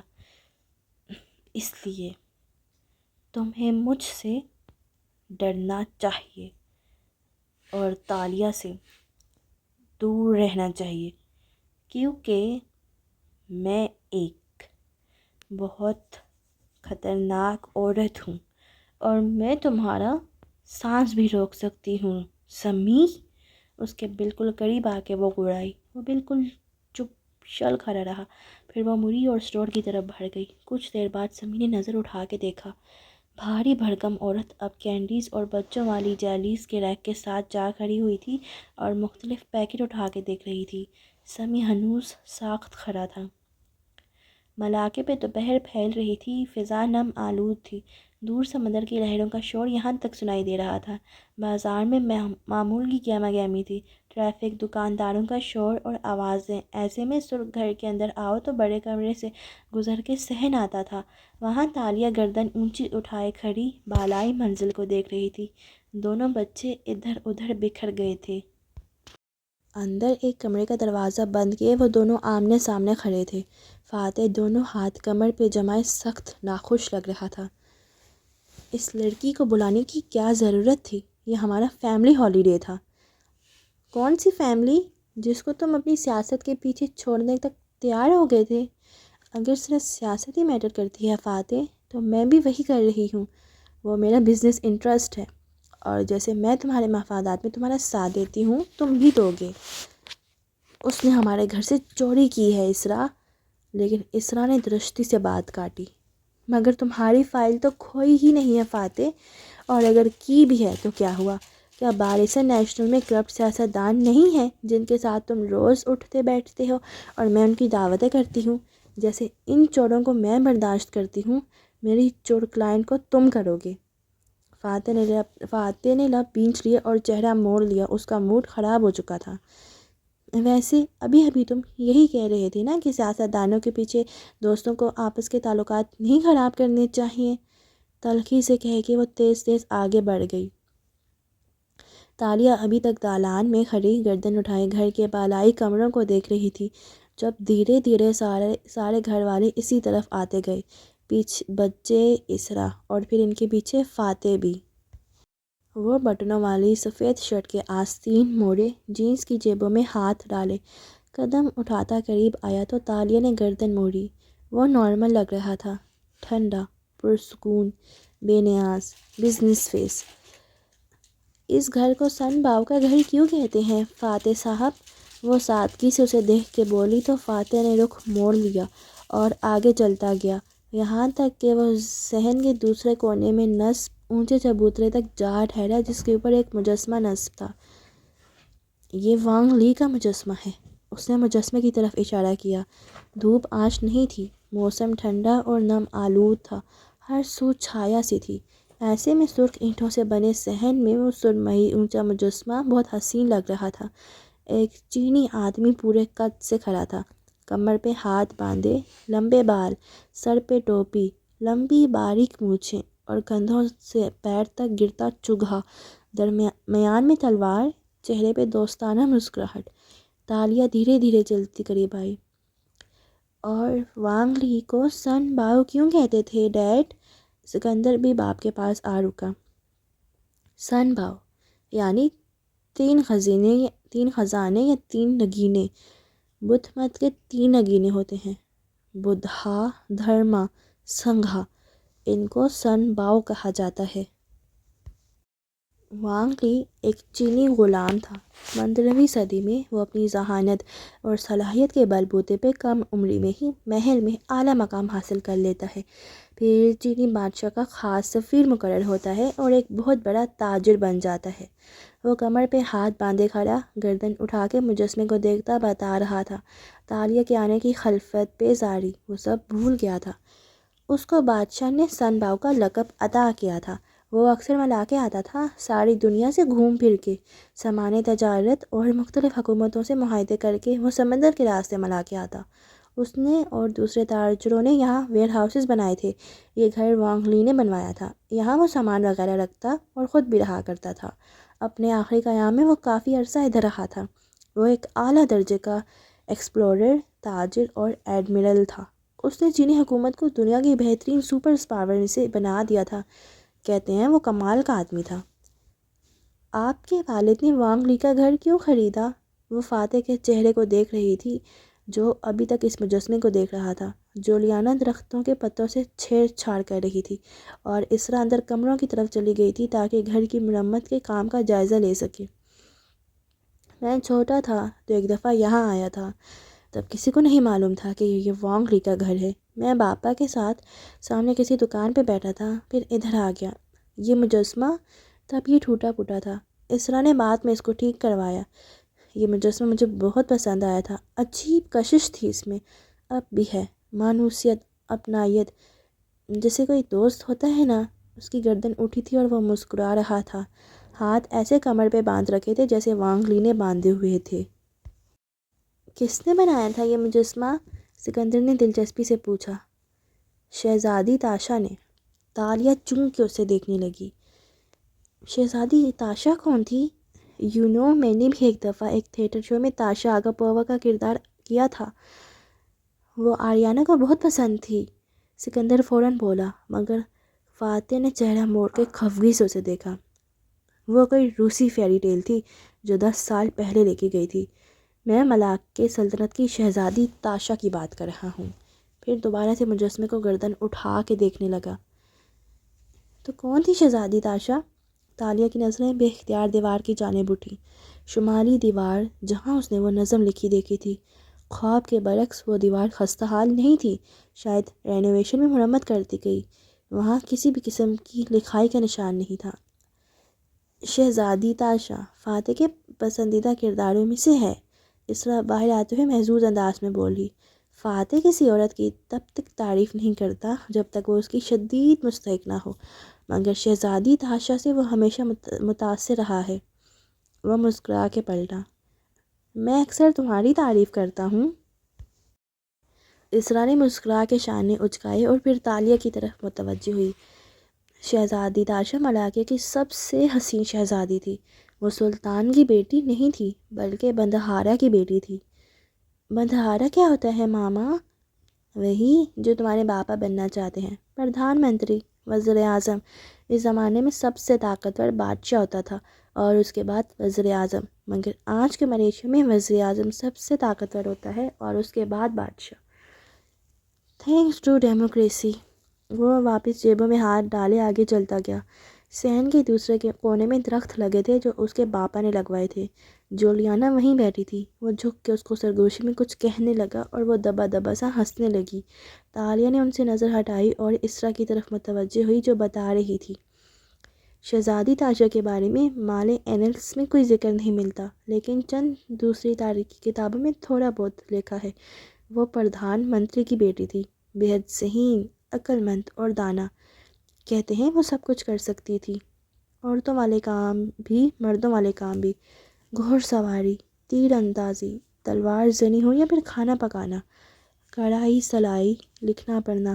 غرض تاشا کسی ساحرہ کی طرح تھی، اسے کئی زبانوں پہ عبور حاصل تھا۔ وہ سیاسی سمجھ بوجھ بھی رکھتی تھی اور اپنے باپ اور سلطان تک کو سیاسی مشورے بھی دیتی تھی۔ ایک وقت میں وہ اتنی طاقتور تھی کہ محرخ لکھتے ہیں وہ سارے محل کو چلا رہی تھی۔ کہتے ہیں سلطان بھی اس سے بہت متاثر تھا اور اس کو اپنے لیے چاہتا تھا۔ پھر کیا ہوا؟ معلوم نہیں۔ کہتے ہیں اس کی کہانی کا انجام دکھی تھا، مگر وہ اکثر سن باؤ کے گھر آیا کرتی تھی، یہاں اسی آنگن میں۔ اسی نے یہ مجسمہ بنایا تھا۔ کہتے ہیں سن باؤ سے اس کی دوستی تھی، یہاں معلوم نہیں کیا تھا جو وہ اس گھر میں اکثر آتی تھی۔ اسرا نے آخر میں گہری سانس لے کر شانے اچکار دیے، پھر گردن موڑی اور سامنے والے کمرے کی طرف اشارہ کیا۔ یہ سن باؤ کا کمرہ تھا، وہ یہاں انگیٹھی کے پاس بیٹھا کرتا تھا اور وہ ادھر دالان میں کھڑے مجسمہ بناتی تھی، بالکل ادھر جہاں تم کھڑی ہو۔ تالیہ ایڑیوں پہ الٹی گھومی۔ اب اس کے سامنے سن باؤ کا کمرہ تھا۔ اوپر اس نے نگاہیں اٹھائیں۔ اوپر 3 کمرے تھے جن کی بیلکنیاں سڑک کی طرف کھلتی تھیں اور ایک ایک کھڑکی ادھر صحن میں بھی کھلتی تھی۔ اوپر کون رہتا تھا؟ وہ سوچتی نظروں سے بولی۔ اوپر؟ اسرا نے اچنبھے سے اوپر دیکھا۔ شاید سامان وغیرہ رکھا جاتا ہو، کیونکہ سن باؤ کا کوئی خاندان تو نہیں تھا، وہ غلام تھا۔ غلام شادی سے معذور ہوتے تھے۔ اس جگہ سے کھڑے ہو کر سن باؤ کا کمرہ اتنا صاف نہیں دکھتا جتنا اوپر والا کمرہ دکھتا ہے۔ وہ اوپر دیکھتی بے خودی کے عالم میں کہے جا رہی تھی۔ شاید کوئی سن باؤ کے ساتھ رہتا تھا یہاں۔ شہزادی ایک محل سرا سے ملنے نہیں آتی تھی، شاید وہ اس سے ملنے آتی تھی جو اوپر اس کمرے میں رہتا تھا۔ فاتح جو ابھی تک جولیانا سے جھک کے کچھ کہہ رہا تھا، اس بات پہ چونک کے پلٹا اور سیدھا ہوا۔ یہ میرا کمرہ ہے۔ تالیہ اسے دیکھ کے اداسی سے مسکرائی۔ شاید اس کمرے کے مکین کو بھی شہزادی تاشا اتنی ہی پسند ہو جتنی آپ کو ہے، اور آگے بڑھ گئی۔ فاتح نے چند لمحے اس کی بات پہ غور کیا، پھر بیٹی کی طرف واپس مڑ گیا۔ اسرا سیل فون سے تصویریں بنا رہی تھی اور سکندر مجسمے کے قدموں میں بیٹھا اس پہ غور کر رہا تھا۔ تالیہ چھوٹے چھوٹے قدم اٹھاتی صحن کے دوسرے کونے میں بنے کنویں تک آئی۔ قدیم طرز کا کنواں جو کسی زمانے میں سن باؤ کے زیر استعمال تھا۔ وہ کنویں کے سر پہ رکی اور اندر جھانکا، پھر مڑ کے دیکھا، کوئی اس کی طرف متوجہ نہ تھا۔ تالیہ نے جیب سے لائٹ نکالی اور اس کی روشنی، نیلی روشنی کنویں کے اندھیروں کی سمت پھینکی۔ کنویں کی ایک دیوار کے ساتھ دھبے سے لگے تھے جو نیچے گہرائی میں اتر رہے تھے۔ وہ مزید آگے ہوئی۔ وہ دیوار میں کھدے ننھے ننھے سے زینے تھے جن کی مدد سے نیچے اترا جا سکتا تھا۔ نیچے کیا تھا؟ تالیہ مراد مسکرائی اور لائٹ بند کی۔ اسے معلوم تھا خزانہ کہاں ہے۔ پھر وہ مڑی اور اعلانیہ انداز میں اونچا سا بولی، توانکو، میں یہ گھر خریدنا چاہتی ہوں۔ اوکے گائز، آج کے ایپیسوڈ کو ادھر ہی اینڈ کرتے ہیں کیونکہ آج اس چیپٹر اینڈ ہو گیا ہے۔ اب کل ملتے ہیں ایک نئے چیپٹر، ایک نئے ایپیسوڈ کے ساتھ۔ تب تک کے لیے مجھے دیں اجازت، اور آپ لوگ میرے چینل کو سبسکرائب کر دیں اور بیل آئیکن بھی پریس کر دیں تاکہ جب میں نئے ایپیسوڈ اپلوڈ کروں تو آپ تک نوٹیفیکیشن چلا جائے، اور میری ویڈیو کو لائک اور کمنٹس بھی کر دیجیے گا۔ اپنا خیال رکھیے گا بہت سارا۔ اللہ حافظ۔